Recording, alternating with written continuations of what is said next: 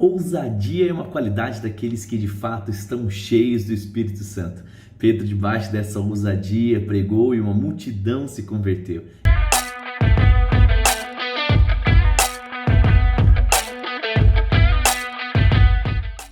Está preparado para viver dias sobrenaturais? Está preparado para desfrutar do melhor de Deus nessa terra? Se você está, eu quero te encorajar a vir comigo, aprender mais de Deus, porque quanto mais você recebe da palavra, mais fé chega no seu coração, mais coisas Deus vai podendo te ensinar e logo também te usar. Seja bem-vindo a mais um vídeo. Eu sou o pastor Leandro Machado e esse é o nosso projeto Bíblia em um ano. Se você é novo aqui, já deixa aqui já a sua inscrição, ativa o sininho, deixa o seu joinha também para o YouTube compartilhar com o maior número de pessoas. Você que está firme aqui, hoje nós estamos no nosso 183º dia, já são 103 dias lendo a Bíblia. Gente, eu falo para você, se isso não for constância, se isso não for determinação, eu não sei mais o que é. Parabéns pelo seu foco, parabéns por priorizar as coisas de Deus. Tem gente que não perde um dia de série, mas não lê a Bíblia todos os dias, mas você está aqui, querido, recebendo de Deus, aprendendo. Parabéns! Pega a sua Bíblia já, hoje nós vamos de Bíblia Viva, Nós estamos mudando aí as versões, por mais que seja uma Bíblia parafraseada, Essa versão é uma Bíblia que é bem fácil de ser compreendida, porque tem uma linguagem bem moderna e já é interpretada, tá bom? Bora lá então, nós vamos hoje, de Atos, capítulo de número 4. Então bora lá, Atos, capítulo de número 4. Pega a sua Bíblia aí, ou então aumenta o som para você aprender com a gente. Nós vamos também depois de Deuteronômio 19 e 20 e Jó 13, tá bom? Atos 4, de 1 a 22. Ele diz assim então: Enquanto Pedro e João estavam falando ao povo, os sacerdotes principais, o comandante da guarda do templo e alguns dos saduceus vieram até eles, muito incomodados porque os apóstolos estavam ensinando ao povo que Jesus havia ressuscitado dos mortos. Eles prenderam Pedro e João e, como havia anoitecido, puseram os dois no cárcere até o dia seguinte. Porém, muitos que ouviram a mensagem deles creram, de modo que o número dos crentes agora já atingia 5.000 pessoas. Gente, 5,000 people, meu Deus, é muita gente, em um curto prazo de tempo, Verso 5: No outro dia aconteceu que um conselho de todas as autoridades e de líderes religiosos e os mestres da lei que estavam reunidos em Jerusalém, ali estava também o sumo sacerdote Anás, Caifás, João, Alexandre e outros parentes do sumo sacerdote. Mandaram então buscar Pedro e João e começaram a interrogá-los: Com que poder e pela qual autoridade vocês fazem isso? Então Pedro, cheio do Espírito Santo, aleluia, disse: Ilustres autoridades e anciãos da nossa nação, se os senhores se referem ao ato da bondade que realizo na cura do aleijado e como aconteceu, permitam que eu claramente afirme aos senhores e todo o povo de Israel que isso foi feito por intermédio do nome de Jesus Cristo de Nazaré, a quem os senhores crucificaram, mas a quem Deus ressuscitou dentre os mortos. É pela autoridade dele que este homem que se acha aqui está curado diante de vocês, porque Jesus é a pedra rejeitada pelos construtores e se tornou agora a principal. Não há salvação em nenhum outro, pois debaixo do céu não existe nenhum outro nome dado entre os homens pelo qual possamos ser salvos. Verso 13. Quando os membros do Sinédrio viram a coragem de Pedro e João, percebendo que eles eram evidentemente homens simples e sem cultura, e ficaram então admirados e reconheceram o que a convivência com Jesus havia feito nele. Gente, é impossível você ter um encontro com Deus, ter um relacionamento com Ele e não ter a sua vida mudada, tá bom? Então ele vai dizer aqui agora, no versículo 15: Portanto mandaram os dois a saírem do Sinédrio e começaram a discutir. O que vamos fazer então com esses homens? Perguntavam uns aos outros. Nós não podemos negar que eles fizeram um milagre tremendo e todo mundo em Jerusalém já sabe disso. Porém, talvez possamos impedir que se espalhe a propaganda deles. Devemos adverti-los de que não falem mais acerca desse nome. Então eles chamaram os dois de volta e lhes ordenaram que não falassem nem ensinassem a respeito de Jesus. Mas Pedro e João lhes responderam: Decidam os senhores se é justo, diante dos seus olhos e de Deus, que obedeçamos a vocês em vez de obedecer a Deus. Nós não podemos deixar de falar de coisas maravilhosas que vimos e ouvimos.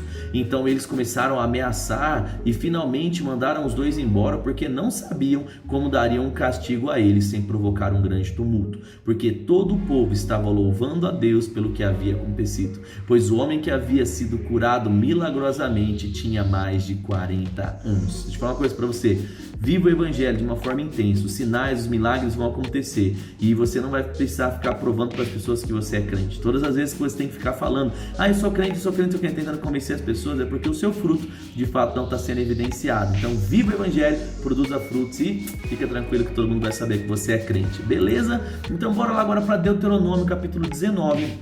Nós vamos ver Deuteronômio 19 e 20. Lembra que o povo aqui, eles estão entrando na terra prometida, né? Deus está trazendo todas as ordens, todas as orientações de como proceder com cada casa. Deus é um Deus detalhista, né? E ele queria que o povo ficasse ali em santidade e não se perdesse. Então ele diz assim, ó, em Deuteronômio 19, 1. Quando o Senhor, o seu Deus, tiver destruído as nações cuja terra ele está dando a vocês, e quando as expulsarem e habitarem nas cidades e nas suas casas, separem 3 cidades de refúgio no meio de vocês, que o Senhor, seu Deus, está dando a vocês, para dela tomarem posse.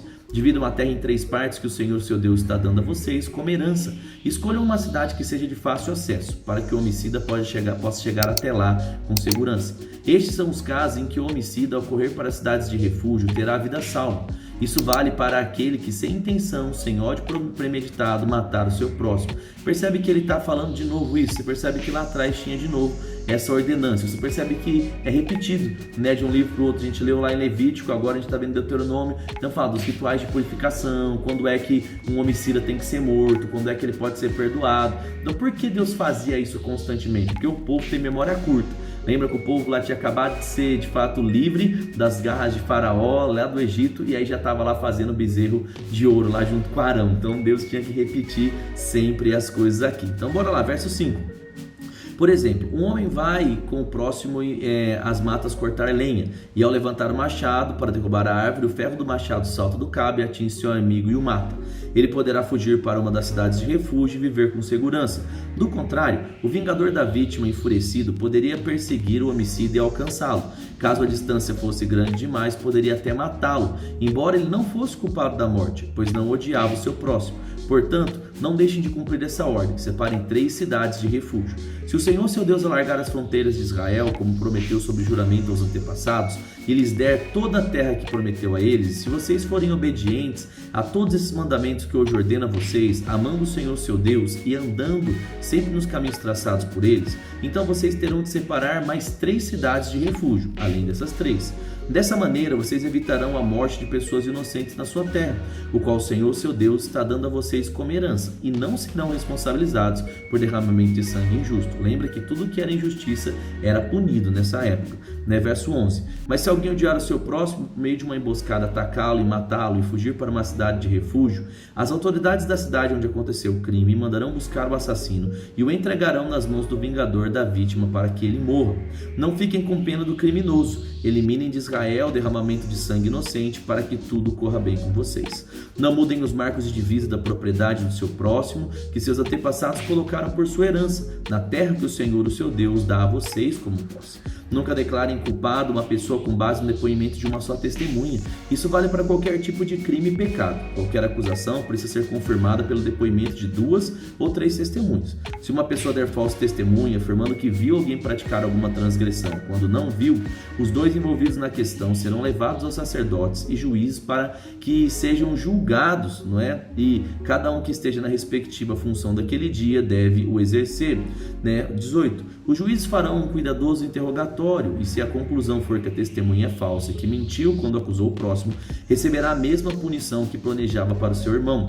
Fazendo assim, vocês eliminam o mal do meio de vocês. Gente, olha que fantástico, né? Uma justiça que funciona faz com que a pessoa pense 2 vezes antes de falar algo, né? Então a pessoa nunca quer acusar o outro de uma coisa que o outro não fez, porque ela sabe, né, que os juízes eram justos de fato naquela época e eles iriam dar, não é, um veredito correto. E se aquela pessoa estivesse difamando, falando mentira, ela ia colher, olha que doido isso. Se ela querer que o outro morresse, ela mesma iria morrer. O negócio era complicado mesmo. Verso 20. Assim então os demais vão sentir medo e nunca mais repetirão essa coisa horrível no meio de vocês. Não tenham pena de testemunha falsa. A regra é esta: vida por vida, olho por olho, dente por dente, mão por mão e pé por pé. Se a galera vivesse nessa época aqui, do tanto que crente fala mal da vida dos outros, ia estar tudo morto. Na verdade, Deuteronômio, capítulo 20, versículo de número 1, diz assim, ó: quando vocês saírem para a guerra contra seus inimigos e virem cavalos, carros e um exército muito maior do que o de vocês, não fiquem com medo, pois o Senhor, seu Deus, o mesmo tirou vocês do Egito e estará com vocês antes de começar a batalha. Um sacerdote irá à frente do exército de Israel e dirá: ouça, Israel, hoje vocês vão enfrentar os seus inimigos. Não desanimem nos seus corações. Não tenham medo, não fiquem apavorados nem aterrorizados diante deles, porque o Senhor, seu Deus, estará com vocês. Ele estará lutando com vocês e contra os seus inimigos e dará a vitória. Verso 5. Depois os oficiais dirão ao exército: algum de vocês construiu uma casa nova e não fez dedicação a ela? Se existe alguém nessas condições, volte para sua casa, pois pode ser que você morra em combate e o outro homem a dedique. Alguém aqui plantou uma vinha e ainda não colheu de seus frutos, volte para casa, pois pode ser que você morra durante a batalha e o outro desfrute da vinha.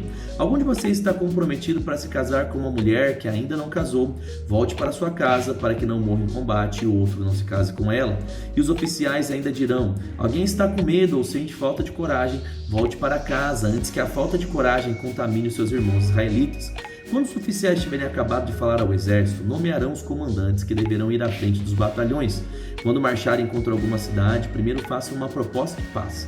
Se o povo aceitar a proposta e abrir as portas da cidade, todos os habitantes passarão a servir a Israel, realizando o trabalho forçado de escravo. Se, porém, a proposta de paz for rejeitada, então vocês formarão um cerco em torno daquela cidade. Quando o Senhor seu Deus entregá-la em suas mãos, matem com espada todos os homens. Mas as mulheres e as crianças, os rebanhos e tudo que houver dentro da cidade, seja como despojo. Ficará com vocês, isso quer dizer que vocês poderão desfrutar de todos os bens saqueados dos seus inimigos que o Senhor, seu Deus, entregar nas mãos de Israel. Essas instruções se aplicam a todas as cidades distantes que não pertencem às nações vizinhas de vocês. Verso 16. Mas nas cidades das nações que o Senhor, seu Deus, dá a vocês por herança e que estão situadas dentro dos limites da terra prometida, vocês destruirão todo ser que respira. Conforme ordenou o Senhor, o seu Deus, vocês destruirão completamente heteus, amorreus, cananeus, ferezeus, heveus e jebuseus. Por quê? Lembra que todo esse povo que está nessas terras, que iria se tornar a terra prometida, a terra que o povo ia tomar, eles foram rejeitados pelo Senhor, principalmente por culto aos outros deuses. Eles praticavam orgias, em seus deuses, nos rituais. Lembra lá, o povo de Israel foi lá com os midianitas e de fato teve maior bagunça lá sexual por causa de outros deuses. Deus mandou matar todo mundo. Em uma paulada morreram 24 mil pessoas. E ele diz assim, verso 18: a razão desta ordem é impedir que os povos desses lugares levem a Israel a praticar as coisas que causam horror a Deus quando adoram seus deuses. Tá vendo o que eu falei para vocês? Ele diz: caindo nessas práticas, vocês estariam pecando gravemente contra o Senhor, seu Deus. Quando as forças israelitas cercarem por muito tempo a cidade, combatendo-a para tomá-la, não cortem com machado as árvores frutíferas, pois vão servir de alimento para vocês. Por acaso as árvores do campo são inimigos para que vocês destruam? Cortem somente as árvores que vocês sabem que não dão frutas. Essas podem ser aproveitadas em obras que ajudam no cerco da cidade, até que ela seja conquistada. Então olha que coisa interessante, Deus trazendo todas as regras, as normas, para que o povo fosse bem sucedido, dentro daquilo que Deus tinha para eles. Então agora Jó, capítulo de número 13, bora lá então aqui, Esther, Jó, capítulo de número 13, nós estamos vendo aqui o grande dilema de Jó, onde ele achava que conhecia a Deus, mas de fato vai ver que não conhece, e ele continua aquela afirmação, fala uma coisa, depois se arrepende, fala outra. Bora lá, vamos ver o que diz Jó, capítulo de número 13. Ele diz assim, eu sei muito bem do que vocês estão falando, já vi muitos casos semelhantes com os meus próprios olhos, ouvi com os meus ouvidos e entendi. Conheço a vida tão bem quanto vocês, não sou inferior a vocês. Por isso é que desejo falar com o Todo-Poderoso e tento defender a minha causa, provando que sou inocente. Por que vocês torcem o sentido das minhas palavras? Vocês são médicos que não sabem descobrir doenças? Se vocês calassem a boca, mostrariam mais sabedoria do que me dando esses conselhos tolos. Ouçam bem as minhas razões, escutem com atenção a minha defesa. De que adianta vocês falarem essas mentiras tolas e pensarem que são mensageiros de Deus? Será que Deus ficaria satisfeito em ver que vocês torcem a verdade para provar que Ele está certo? Pobres de vocês, se Ele mostrasse o que há em seus corações. Vocês pensam que podem enganar a Deus como enganam as pessoas? Com certeza Ele os castigaria, se mesmo em segredo vocês fossem injustos. Será que vocês não sentem medo diante do esplendor de Deus? Será que não se sentem aterrorizados diante de Deus Todo-Poderoso? Suas belas palavras valem tanto quanto um punhado de cinza. As bases de suas defesas são fracas como colunas feitas de barro. Fiquem quietos, deixem-me falar. Estou pronto a sofrer as consequências, porque arrisco tudo que tenho, a minha própria vida, para defender a minha inocência. Deus pode me matar, mas mesmo assim esperarei nele, assim mesmo defenderei a minha causa diante dele. Talvez essa coragem venha salvar-me, pois nenhuma pessoa desobediente irá à sua presença. Escute bem o que vou dizer, preste atenção aos meus argumentos. Já tenho preparado a minha defesa e sei que sou inocente. Não existe uma pessoa capaz de provar que eu seja culpado de algum pecado. Se existisse ao menos uma pessoa, pararia de me defender e então morreria. Ó Deus, eu peço apenas duas coisas. para poder chegar sem medo à sua presença, e não me esconderei. Não me castigues mais e não me assuste com a terrível grandeza do seu poder. Então peça contas de minha vida e eu responderei, ouça minha defesa e falarei. Quantas faltas e pecados cometi? De que culpas e pecados sou acusado? Verso 24. Porque o Senhor se esconde de mim e me considera o seu inimigo. Eu sou frágil e sem valor, como uma folha levada pelo vento, como um pedaço de palha seca. O Senhor preparou para mim um castigo terrível e me condenou pelos pecados que cometi quando eu ainda era jovem e sem juízo. Prende os meus pés por correntes, observa cada um dos meus passos e me obriga a andar pelo caminho que escolheu. Assim sou apenas como um tronco de árvore, caído e podre, como um trapo velho comido pelas traças. Então você percebe aqui que Jó está tentando entender o que é que está acontecendo, porque ele viveu de uma forma íntegra, de uma forma que agradava a Deus, ele apenas temia algo de ruim acontecer, não só com ele, mas com seus filhos. E de repente o diabo começa a colocar essas coisas, que você viu que o diabo chegou para Deus e falou, ele só é bonzinho porque tá tudo bem. Deus falou assim, então vai lá, faz o que você quer e vamos ver o que vai acontecer. Então a gente percebe que tudo aquilo que é ruim não é proveniente de Deus, é proveniente do diabo. É o diabo que está colocando essas coisas. E Jó está tentando entender, Os amigos dele ora falam, mas Deus está colocando. Não, Jó, mas Deus está colocando. Então a gente percebe aqui, eu acho muito legal isso, que todo o livro de Jó, ele vai trazer esse conflito, do conhecimento, acerca do caráter de Deus. Quem é Deus, o que ele faz, como ele ensina, como ele age. Porque até hoje tem pessoas, que ainda, por não lerem a Bíblia com a ótica de Cristo, ainda tem essas dúvidas. Então eu acho muito legal a gente ver de fato aqui, porque o livro de Jó vai de fato mostrar pra gente, o que o homem pensava de Deus e o que de fato Deus é. Então é por isso que é importante você ir comigo até o fim do capítulo de Jó, para você não ter nenhum entendimento, nenhuma doutrina precipitada tomando conta do seu coração. Você que chegou até comigo aqui,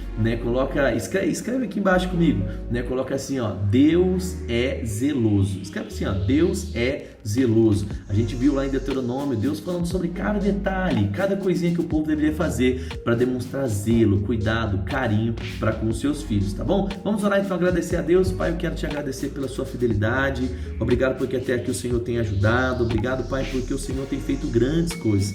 Declaro mesmo as verdades dessa palavra, mudando a vida dos meus irmãos, mudando a minha vida, para que nós possamos viver o melhor daquilo que o Senhor tem. Obrigado mesmo pela palavra transformando histórias. No nome de Jesus, amém. Amém. Pratique isso, medite naquilo que você leu, deixa o like no vídeo aqui, se inscreve no canal, corre lá, segunda a sexta, o Leandro Machado no Instagram, temos um vídeo especial para abençoar a sua vida. Amém? Um grande abraço e até amanhã, nosso próximo vídeo. Fica com Deus.